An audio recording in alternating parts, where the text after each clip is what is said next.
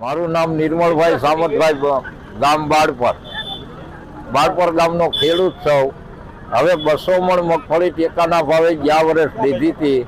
આ વર્ષ 400 મણ લેવી જોઈએ, એને બદલે એમ કહે છે કે 70 મણ લેવાની છે. તો ખેડૂતને અટાણે દેવું કરી અને આપઘાત કરવાનો સમય આવ્યો છે. અને મૂંગી બેરી સરકાર કાંઈ ખેડૂતની વેદના સાંભળતી નથી. ખેડૂતે ખોબલે ને ધોબલે મત આપી અને બેહાડ્યા છે. મોદી સરકારને કાયમીને માટે ખેડૂતે ભગવાન માની છે, પણ હવે જય જવાન જય કિસાન મરી રહ્યા છે, તઈએ એનો અવાજ સાંભળતી નથી. તો જય ભવાની, ભાજપ જવાની, વિસાવદર વાળી થવાની.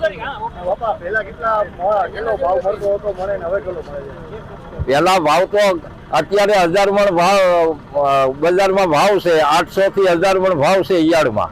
અને ટેકાનો ભાવ 1452 રૂપિયા કીધો છે.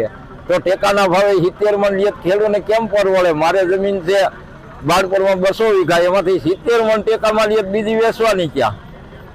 આ ખેડૂતની વેદના સાંભળે સરકાર અને 200 મણ લિયત તો ખેડૂત જીવી શકે ન કરે, એને આત્મહત્યા કરવાનો વારો આવી છે.